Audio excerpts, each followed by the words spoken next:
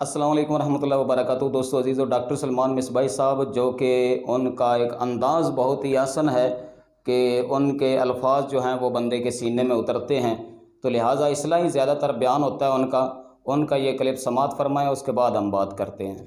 جب سے اٹھایا تیری نافرمانی میں لگا رکھا ہے، میرے قابو میں ہے نا، میرے کنٹرول میں دے دی گئی ہے۔ وہ خود تو نہیں کرتی، میرے قابو میں اس کو کر دیا گیا، میرے کنٹرول میں دے دی گئی ہے، اختیار دے دیا۔ ٹھیک ہے بندے، اچھا بول، اچھا بولے گا تو یہ انعامات ہیں، اور اگر برا بولے گا تو میرے قابو میں، میرے کنٹرول میں کر دی گئی ہے۔ تو جب ہم سو جاتے ہیں تو کہتی ہوگی شکر ہے سو گیا، دھیان چھٹی۔ جب سے اٹھایا نافرمانی پہ لگا رکھا ہے۔ میں ذکر کے لیے تھی وہ کیا کوئی نہیں، میں درود پاک کے لیے تھی وہ پڑھا کوئی نہیں، میں قرآن پاک کی تلاوت کے لیے تھی وہ کی کوئی نہیں، میں اچھا بولنے کے لیے تھی وہ بولا کوئی نہیں۔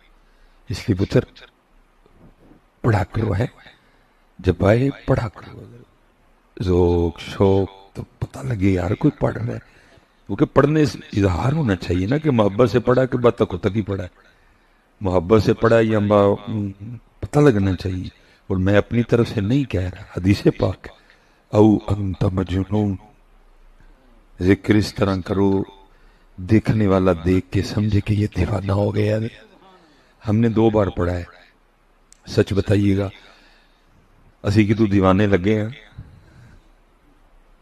کوئی بھی۔ اس لیے اپنی عادت جب باری آئے پتہ نہیں میاں کب چپ ہو جانی ہے، اس نے کون سا صدا بولنا ہے، پتہ نہیں کب چپ کا ڈر آ جانا ہے، ختم، فنش ادھر۔ اور یہ مسلم شریف کی ایک بڑی طویل روایت بھی ہے جس کا مفہوم ہے کہ اللہ پاک کو بندے کی بارگاہ میں جب پیش کیا جائے گا تو ساری باتیں ہوں گی، ثم لتسألن یومئذ عن النعیم۔ ہم تو یہی دن بنائے بیٹھے ہیں نا کہ جی وہ کچھ بھی نہیں ہونا، سنی اسپیشل جاندے ہیں جی مینو آر پہ نے اتنے سانوں بھی پینے نے، فرشتوں نے جناب مرسڈیز لے کے کھڑے ہونا ہے، بٹھانا ہے، نہ سورج سوا نیزے پہ، نہ زمین تابے کی، نہ سوال نہ جواب، نہ پل صراط، نہ سدھی مرسڈیز جا کے جنت کے کسی محل کے سامنے کھڑی ہونی اور میں گیا۔ ہم سنی یہی دن بنائے بیٹھے ہیں۔ یہاں تو چلو ماشاءاللہ نقیب صاحب نے دعوت اسلامی سے منسلک ہے، ایک ذہن بنا ہوا ہے، تو اس طرح کی کوئی بات نہیں کی، کیونکہ نقیب کا یہی تو کھا ہوا تھا، اور اس کا کام کیا ہے بشارتیں دینی، بے عملی کے باوجود بے عملی پہ ابھارنا، بے عملی پہ دلیر کرنا، ایسے ایسے اشعار پڑھنا، کیونکہ اگر وہ نہیں پڑھے گا تو آپ اس کو پیسے تو نہیں نہ دیں گے۔ کوئی بندہ آپ کو کہ داڑھی رکھو، آپ اس کو پیسے دیں گے؟ کوئی بندہ آپ کو کہ داڑھی رکھو، اب اس کو پیسے دو گے؟ اب تو اس کو دو گے او کچھ بھی نہیں، سب ٹھیک ہے، پیسے تو نہیں لپڑے نے، جو آپ کو بے داڑیاں ہونے کے باوجود بھی بشارت دے کے جائے، پیسے تو آپ نے اس کو دینے، پتہ جو داڑھی کے لیے کہ اس کو کس نے پیسے دینے؟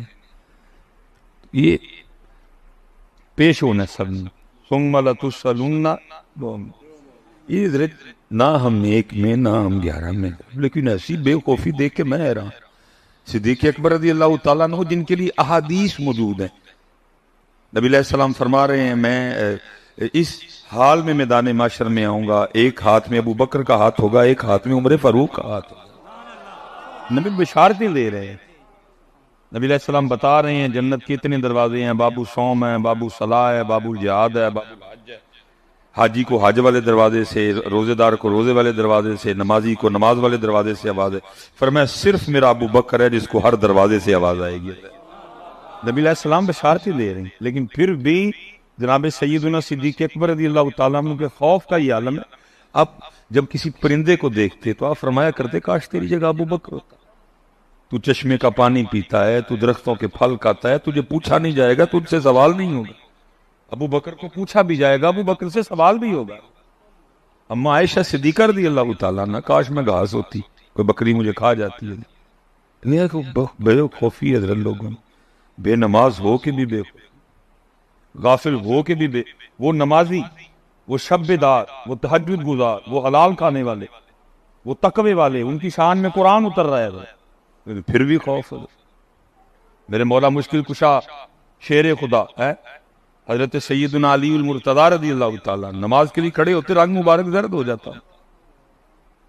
ادھر جناب ہم اس حال میں نماز میں کھڑے ہو رہے ہیں، اوتے والا بٹن کھلے آدھا ہے، سروں ننگے ہیں، کپڑے اس طرح کے پہنے ہیں، کوئی آداب نہیں، نہ مسجد کے نہ نماز کے، خوف بھی کوئی نہیں.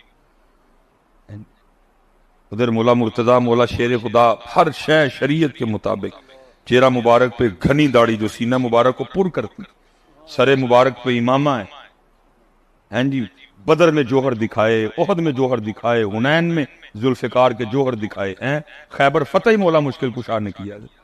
کتنے کفار، کتنے کافر آپ کی ذوالفقار سے واصل جہنم ہوئے ہیں جی. نبی علیہ السلام فرما رہے ہیں تم جنت کی دعائیں کرتے ہو، 4 لوگ ہیں جن کی جنت مشتاق ہے، اور ان میں ایک حضرت علی پاک بھی ہیں.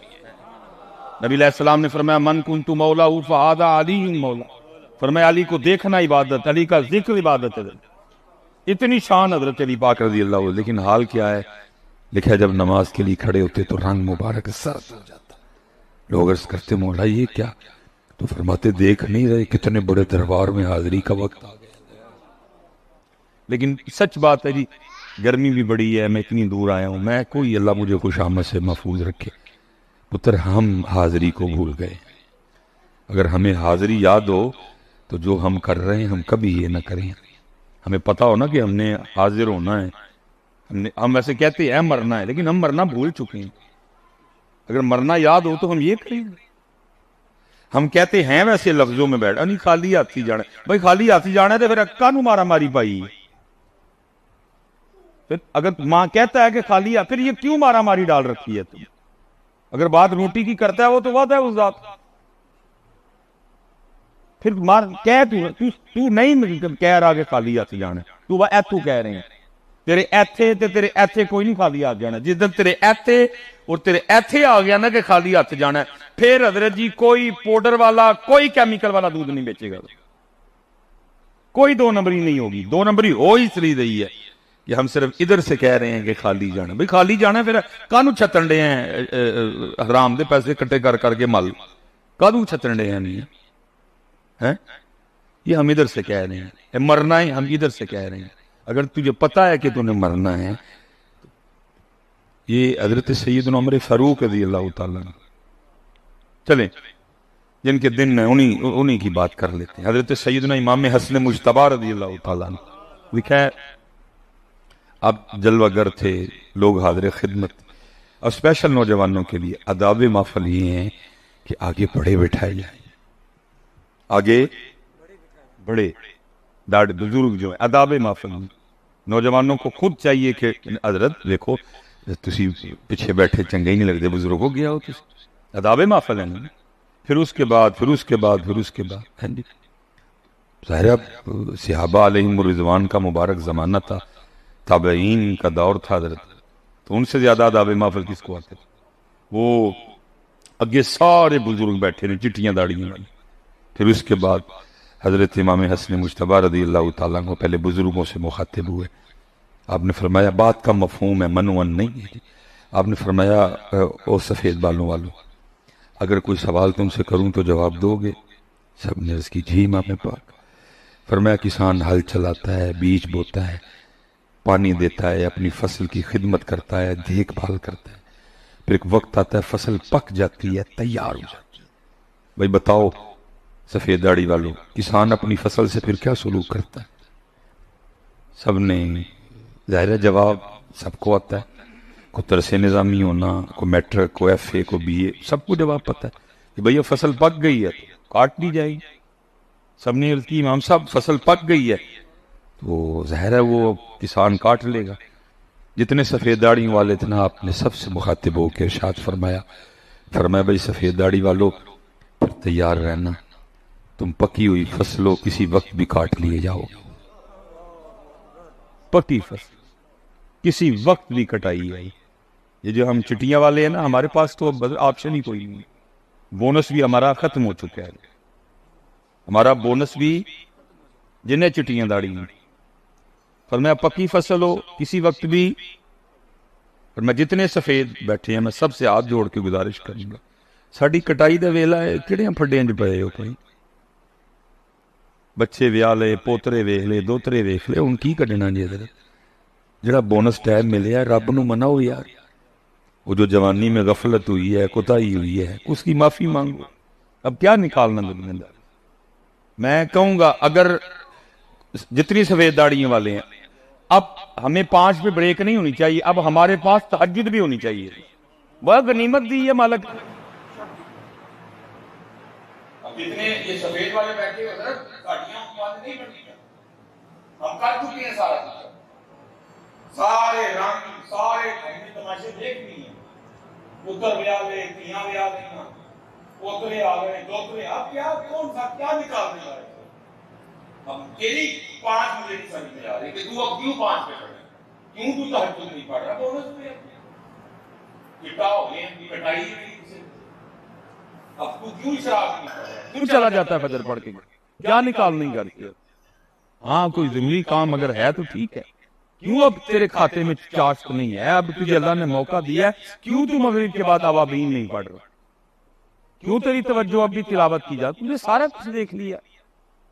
और मैं सफेद दाढ़ी वालों तैयार रहना, पक्की फसल हो, किसी वक्त भी कटाई है। इसलिए तो मियाँ साहब भी कहते हैं ना, काले वाल मुसाफिर हो। तो जी हाँ दोस्तों, आपने डॉक्टर सलमान मिसबाई दामद बरकात मलालिया वलकुदसिया का क्लिप समात फरमाया। तो आप इस्लाही तौर पे कह रहे थे और अपने मसलक हक़ अहले सुन्नत के ऐसे लोग जो बेअमल हैं उनको तनकीदी लिहाज से कह रहे थे कि हम समझते हैं कि नमाज़ पढ़नी कोई ज़रूरी नहीं है, या फिर रोज़े रखने कोई इतना मतलब कि हमारे लिए कोई परेशानी वाला मसला नहीं बनेगा, हम बख्शे जाएंगे आसानी के साथ, और पुलसरात से भी आसानी के साथ गुज़र जाएंगे और आसानी के साथ हम जन्नत में चले जाएंगे, अमल की कोई ज़रूरत नहीं है। तो अल्लामा इकबाल ने भी फरमाया ना कि अमल से ज़िंदगी बनती है, जन्नत भी जहन्नम भी, ये खाकी अपनी फितरत पे ना नूरी है ना नारी। तो सामीन मोहतरम, इसलिए आमाल बहुत ज़रूरी हैं।